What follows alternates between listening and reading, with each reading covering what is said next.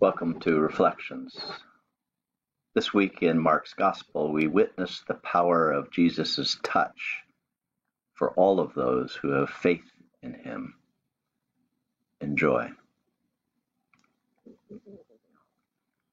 A reading from Mark's Gospel.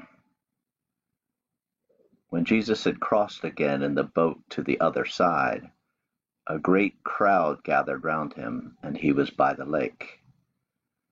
Then one of the leaders of the synagogue named Jairus came, and when he saw him, fell at his feet and begged him repeatedly, "My little daughter is at the point of death. Come and lay your hands on her so that she may be made well and live." So he went with him. And a large crowd followed him and pressed in on him. Now there was a woman who had been suffering from hemorrhages for 12 years. She had endured much under many physicians and had spent all she had, and she was no better, but rather grew worse. She had heard about Jesus and came up behind him in the crowd and touched his cloak. For she said, "I'll but touch his clothes, then I will be made well." Immediately her hemorrhage stopped, and she felt in her body that she was healed of her disease. Immediately aware that power had gone forth from him, Jesus turned about in the crowd and said, "Who touched my clothes?" And his disciples said to him, "You see the crowd pressing in on you. How can you say, 'Who touched me?'" He looked all round to see who had done it. But the woman, knowing what had happened to her, came in fear and trembling, fell down before him and told him the whole truth. He said to her, "Daughter, your faith has made you well. Go in peace and be healed of your disease." While he was still speaking, some people came from the leader's house to say, "Your daughter is dead. Why trouble the teacher any further?" But overhearing what they had said, Jesus said to the leader of the synagogue, "Do not fear, only believe."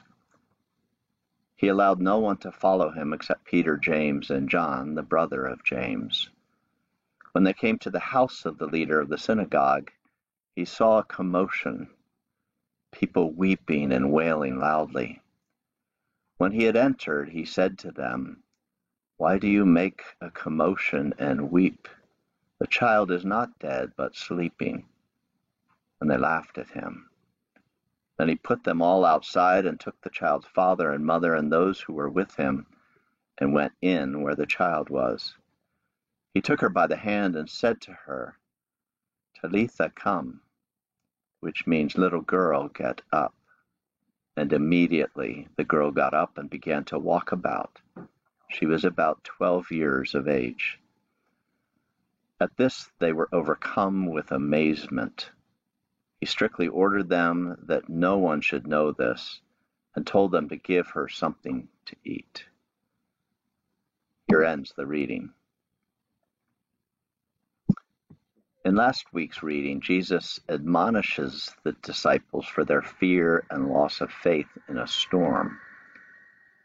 Today's gospel story shares how faith heals a woman of chronic hemorrhaging and how the faith of a religious leader leads to the resuscitation of his dead child. A woman who has suffered from hemophilia for 12 years and the parents of a 12-year-old girl, mortally ill girl, demonstrate their faith in Jesus, and as a result, Jesus' powers heal. Fear of death is real, but an even greater faith in Jesus assures healing. Most of us have not had a faith-based healing at the touch of a healer. And most have not seen a healing as the result of laying on of hands. But my wife Patty remembers her mother having that ability to heal. Known in Mount Carmel, Pennsylvania, Pat Kowaleski was known to have special powers and she was invited frequently to pray with and lay on hands for a friend who was stricken with cancer or some other fatal disease. She often succeeded. For the rest of us of faith who have never witnessed this God-given gift of miraculous healing, we are left with our belief that this gift is real but inaccessible to those of our friends and or family who suffer from chronic physical or mental or spiritual illness. But is that true? Are we powerless because the physical Jesus is not in our lives for us to seek out and touch, or to ask him to intercede on behalf of one of our friends or relatives? I think not. Have we not recently witnessed, with things opening up after a pandemic, the healing power of a big hug? For me, even a handshake feels warm and inviting and healing in a different way than before. Go back in your memory bank and remember the best hugger in your life. Was it a mom or dad or a grandparent or spouse who made you feel safe, secure, and totally loved with a hug? Take a moment and close your eyes and relive that hug. Hopefully your memory bank can call up where you were in vivid color, as well as the circumstance. Relive that hugging moment. So too, remember the best hug you ever gave to someone else. They were in deep need of such a touch, and you were in the right place at the right time for them. It might be a final hug with a dying loved one, or the first hug with your eventual spouse, or a parental hug when you were a child and most needed loving reinforcement. Relive that memory too. Remember the feeling of giving that hug. From my perspective, these touches share the same God-given gift of physical healing, because as gifts of love, they provide spiritual or mental healing. Our touch can be just like Jesus' healing, the hemophiliac woman or the young daughter of Jairus. I keep reminding myself and recommend that you do the same, that our touch at the right moment can be as miraculously healing as the touch of Jesus Christ. Amen. Please join me in the Lord's Prayer. Our Father, who art in heaven, hallowed be thy name.